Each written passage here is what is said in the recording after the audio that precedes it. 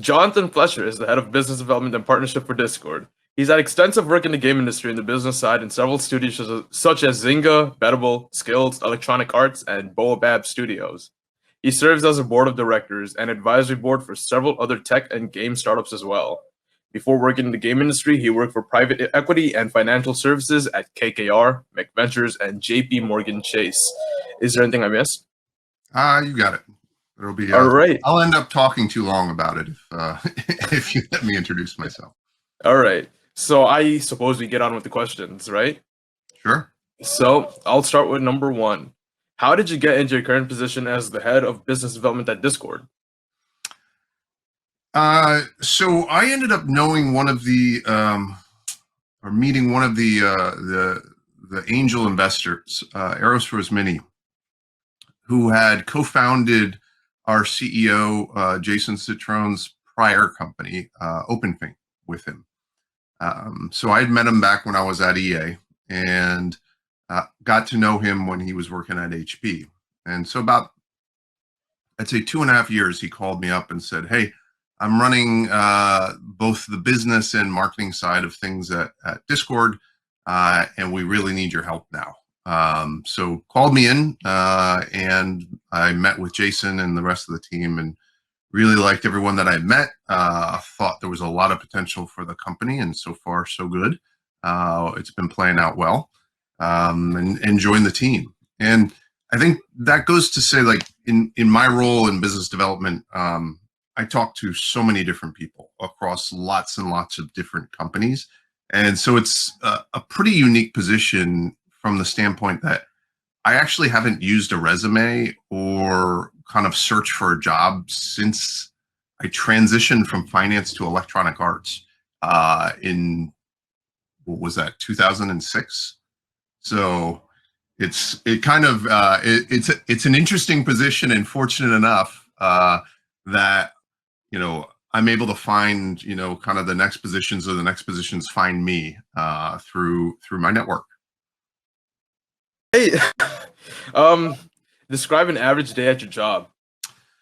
Well, every morning I have my coffee, so that's an important way to get me started in the morning. I'm a coffee achiever of the video game industry. I usually do a quick scan of the news. I use some news aggregators because it's important in my role to stay up on top of things that are going on, whether it's with platforms, publishers, media in general. That's super important for me to be grounded in what things are happening and how might they have an impact on my partners or Discord itself. And then I typically get into just running through the emails. Anything left over, I generally like to have a 24-hour SLA in terms of my response time on emails. Sometimes I don't always make that. For instance, like last night when I'm going through a deal, that might be delayed, but I want to get that stuff off my plate. And then I jump into the day. And my day is typically filled with internal and external meetings. So I often refer to myself as the chief talking officer. I end up on video conference calls, or when we're in the office pre-COVID, in meetings. So I'm having internal meetings to, again, you know, figure out what's going on with the company, make proposals for new deals, or end up kind of managing the ongoing deal process for something that's already in. But the majority of my time is spent connecting with external partners. And so, again, that's either prospecting something new, learning about the markets, or actually managing existing partners and transactions. So lots and lots of meetings. And what do you believe is the most important information for someone working with business development? So there's a couple key things to that. And let me first describe what I consider business development, because I have my own definition. Business development is one of those broad terms that people throw around to describe a lot of different roles. I think the biggest kind of mistake, in my opinion, or misuse of the word business development is it is often used to describe sales.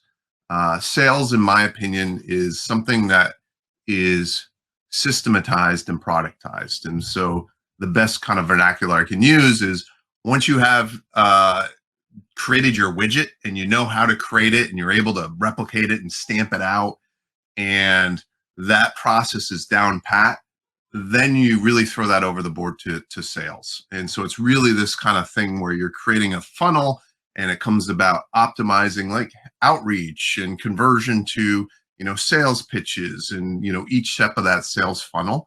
And that in my mind is a very different thing than what I call business development.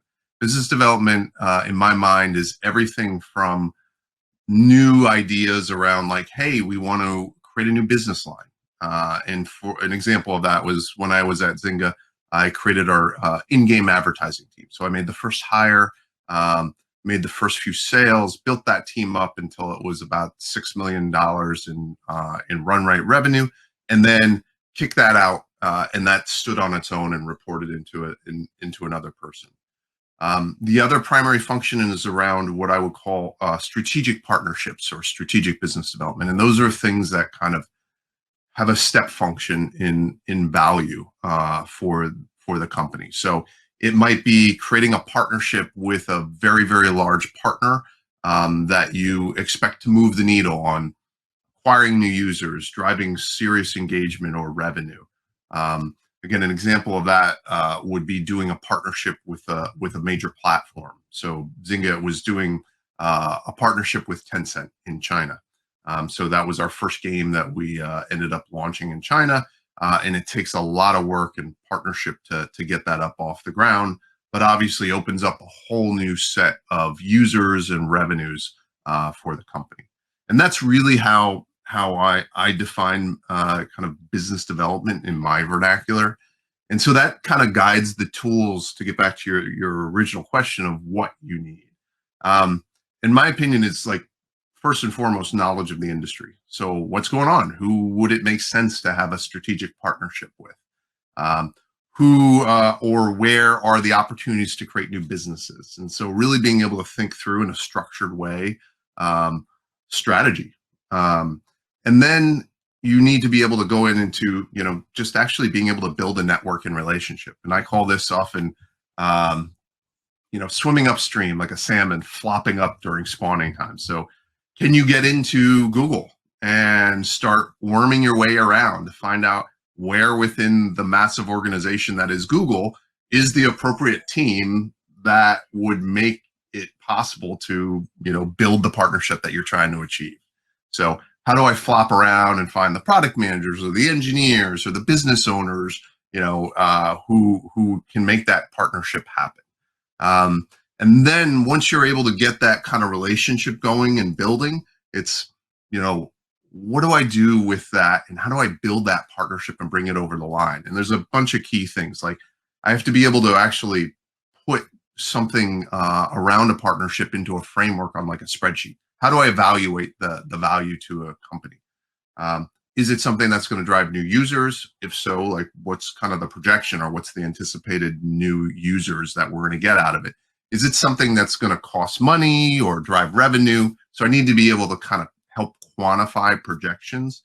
I don't have to be a super, whiz at spreadsheets, but you do have to be able to figure it out and kind of quantify it so that you can talk internally around trade-offs, because every project always requires resources.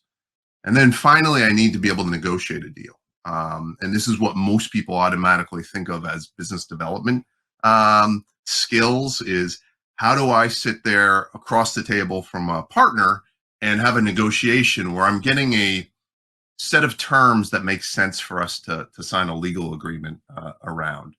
And the key thing around that is that I always like to say the best deal isn't always the right deal. And that's a very, very important truism, in my opinion. It's, pushing someone, a partner, all the way to the edge of what they'd be willing to sign up for doesn't necessarily mean that that partnership will be successful. And so you need to really focus on how do I incentivize both partners to lean into the partnership so that we can achieve the goal together of what we want to achieve, right? And that to me is the right deal. which doesn't necessarily mean like I got the extra few percentage points on the revenue share or something like that. You can actually push those things too far such that a partner is not incentivized to invest. And that's why that final part of the negotiation and then working with lawyers to translate that into a legal doc is kind of what most people think of as that business development skill set. And then finally, but not least, is that ability to drive consensus internally, starting earlier on in the process, to actually helping almost coordinate or quarterback that partnership being launched. Just signing the doc is about 10% of the work. You still need to do kind of integrations, for technical integrations, or pull together marketing materials, or do whatever types of things are necessary to launch that partnership. And so someone internally at your company has to actually project manage that new partnership. And so you can't just though, hey, deal's done, here it goes, product and engineering. You actually have to stand there and be that bridge to make sure that stuff actually happens.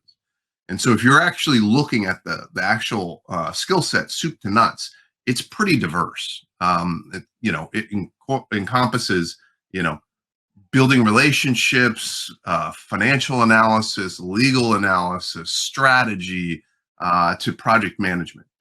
There's a lot of pieces that go together into what I think creates a good business development person. And in your experience, what is the best way to guarantee a successful partnership? It's that thing of the right deal, not the best deal, combined with trust. It's what I refer to as building the relationship bank up. Just like in your personal life, with friendships or significant relationships, you want to build up that bank account in a positive way, because at some point there's always going to be a stumble or a disagreement, and you're going to need to withdraw. And so that always comes, in my opinion, from building a relationship of trust, being open, being honest, fulfilling, kind of your promises as you make them, being thoughtful and really responsive when, issues do arrive. That's how you really create a successful partnership. And so getting that kind of right deal built through that process of kind of identifying partners, going through the strategy, the negotiation, all that kind of stuff, but also building up that relationship and that trust, so that when an issue does arise, you can capitalize on it. And you'll find the more that you build that trust and the more success that you generate, the more that partners lean into each other. And it becomes this kind of really virtuous cycle up.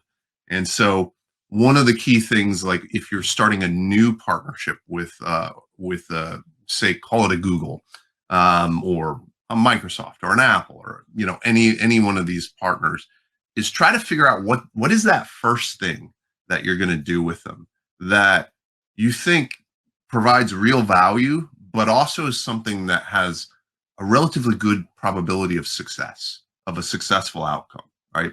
Because that then starts that flywheel of like, hey, they're a great partner. Look what we've done together. And then we can start to expand that. So put some thought in to those ideas of like, what's kind of the partnership or relationship roadmap that you want? And how do you get to like a crawl, walk, run kind of situation, and build upon prior successes? But that's in my mind how you would define a good partnership. And you state that you're highly skilled in creating strategic solutions to complex business issues. Would you care to give some insight to that? And what kind of issues have you had to tackle? That is a bit of a broad term. And let me give you some kind of more concrete examples behind what I mean by that. The best business development people in my mind, really in where I sit, which is really consumer media, with a focus on video games, but also kind of other types of media. When I was at Baobab, that's virtual reality. I worked with Hollywood film and television. really, it comes down to most of these companies are content first. And by content, I mean they are product and engineering driven companies. There are a couple in Silicon Valley that might be marketing driven, but generally most of the companies that I deal with in kind of digital media are product driven companies. And by that, I mean that the people who own the product are generally making the decisions, are responsible for P&L of a product or things like that. And there is a really important piece to this is, how do you support that within an organization? So if you're in a product-led organization, um, how do you as a business partner, there's the legal group, there's the accounting group, there's the HR group. These are all, in my mind, support functions for a company to help that product be successful. Because if you took any of those functions out, like business development, and tried to spin it off into a separate company, it wouldn't really have anything to do, right? It needs that kind of product to live and breathe. And so from my perspective, you really, really do need to understand how to think and talk like a product person. And so a very interesting thing that we did in the Zynga business development team is we actually had the business development team members actually spend time in the product groups. We would have them spend between 1 to 3 months actually PMing features. And there were a couple really interesting benefits of that. You didn't need to be an engineer to PM a feature. You did need to think thoughtfully around that. And obviously we did that under the tutelage of an experienced product manager that the business development person would work with. It was two real things. One was it built this nice network within the company, and informal networks within a company are super important just in general. But second, it gave that business development person a sense of how to think like a product manager. And what this does is it allows you to think and construct your deals based on what makes sense for the product. And so you can act as a product proxy or a product manager proxy in these types of deals. And that's the complexity I'm talking about. And what it means in reality is, let me give you an example of that in-game advertising team at Zynga. We were working on one of our first promotions within Farmville. And Farmville, the development team, we're in the Bay Area, said, oh, we're organic, we're farm to table. And the simple reality is we're not. The audience was not. We may be, because we live in, Silicon Valley and, all these types of things, but the Farmville audience was not. And you could tell that only once Facebook opened up the APIs so that you could determine cross-likes. So meaning that if I'm playing Farmville and I like Farmville, I could like Walmart. And the fact was that the Farmville audience was comprised of mainly of middle-aged women, and we like to call them the Farmville moms. They shopped at Walmart. They eat at McDonald's. And so why we may not do that, the Farmville audience does. And so once we had that data, we could convert that over and convince the Farmville team, getting an ad from McDonald's is not bad. Like, it's not, you may not like eating at McDonald's, but your Farmville audience does. And so when we went and started working on that ad for Farmville, we would come up with ideas. And McDonald's wanted to push McCafe, and so the coffee drinks that they were launching at the time. And so a very easy plugin was the idea of like, okay, well, we have a consumable for the game. It's going to be the McCafe coffee. And what that will do is it will speed up the farmer as he's running around the board, right? And, when you got to an elder game on Farmville, you'd have this big farm and you'd have to harvest your crops. And people would set timers to get up, when their crops were ready to be harvested. But it takes a while when you have a big farm. Like, the animation for the farmer to go through and harvest took a long time. And so you'd have to sit there and wait. And so what we came up with was like, well, you could actually just tweak the parameter on the speed of the farmer when they have the consumable of a coffee, getting amped up on coffee and having energy to run around. And so we tweaked that, and we would actually have the farmer animation move very quickly and harvest the crops faster. And so that wasn't a huge burden on the product and engineering team to implement. And McDonald's loved it because it kind of really tied into what they were trying to talk about. Like, hey, coffee McCafe gives you energy, all that kind of stuff. And the end users loved it because it scratched an itch that they had. And so you could actually figure out this kind of complex thing by being able to have some understanding of how product and engineering worked within the game. And so complex solutions are solutions to complex business problems. I mean, come in many different forms. I have the benefit of I spent 15 years in finance, so I can talk to a CFO about rev recognition on virtual items. And in fact, I helped with that process in figuring out rev rec when virtual items were first adopted by EA and then by Zynga and things like that. And so I don't think that all business development people have spent as many years in finance. Most business development people are much smarter than I am. They actually avoided finance like the plague and just went straight into business development. But I have kind of that background. So that's another type of complex problem that I can help support solutions to. But the more interesting one that I'd say for this audience, for people who are just getting into business development, is figure out how you can put yourself in the shoes of the people within your company that you're working with and you're supporting. So that's that product sense that I call. And for me personally, it's why I work in consumer media, is because me as a consumer, I feel like I love video games. I play them all the time. I can put myself more easily into the shoes of the average video game consumer than I could for like a enterprise SaaS solution. Like, I'm not going to know what, I don't know, some person at IBM who's getting some cloud solution from company XYZ is really looking for. That's much harder for me to make a conceptual leap on. Does that make sense? That makes sense. That makes sense. That was actually really interesting because I remember my aunt, like back in the day, playing Farmville all the time. Yes. But I was very young. Yeah. I mean, it was a big, it was one of the biggest games at that time. Right. I mean, I want to say it peaked out at 35 or 36 million daily active users, which is still to this day. I mean, there are bigger games out there now, but that's still a staggering number of people to be logging in and playing the same game on a daily basis. And when you worked as a business manager, what would you say the most difficult part of your job was? As a business manager, meaning in terms of managing reports and people who work on my team, or? I would probably say people working on your team, but that's a very vague and open-ended question, so you can answer it the way you like. Oh, fair enough. I'd say a large part of my job has to do with reading people, right?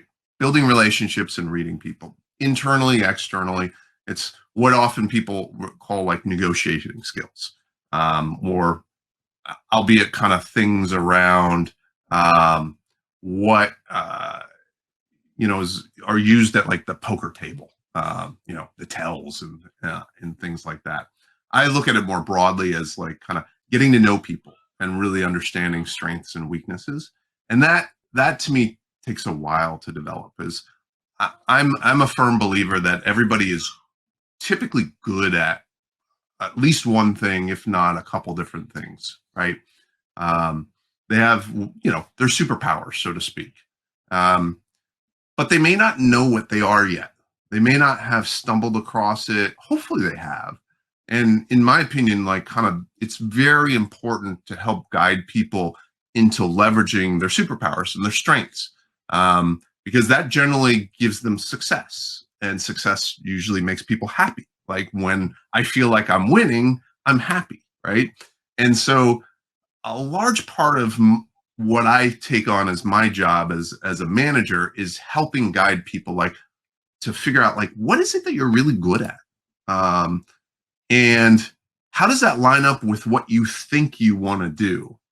Like, I maybe want to be a pro slugger in the Major League Baseball, but I can't hit a 90-mile-an-hour fastball. I'm just not good at that, right? So it would really be disappointing to me from a career perspective to say, that's what I'm going to do, because probably not going to get anywhere. No one's going to pay me to do it, and I'm just not going to be successful at it. And that's going to be super, super depressing for me, right?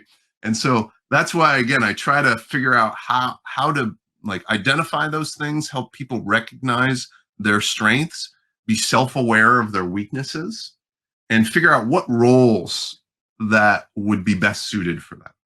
And are you good at kind of building partnerships and relationships and managing those things? Are you good at negotiating?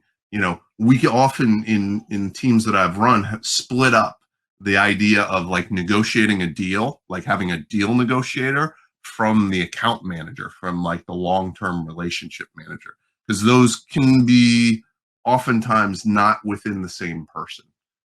Some people can be very good at account management, but are terrible negotiators. And so that's what, in terms of managing my team or teams that I've had, is one of the more challenging things that I feel like it's taken a long time to develop over time, over a few decades. Since we don't have much time left, I take some of the question and answers Sure. from the viewers. So JP Isham is asking, thank you for your time today. What are your next priorities for Discord from business development? Side note, EA is a class act. Any thoughts on Laura Mail as the next CEO?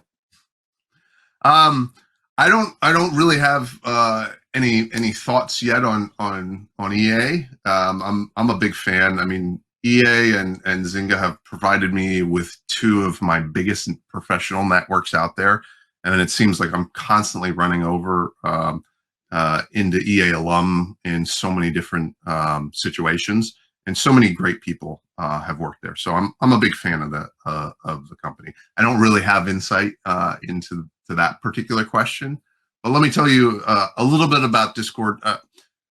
I want to make sure that I stay away from stuff that's kind of non-public information. But I'd say publicly we have announced that we are expanding the aperture on what we are as a company. Originally, Discord was kind of built as a voice platform for gamers, and that grew into a social network for gamers.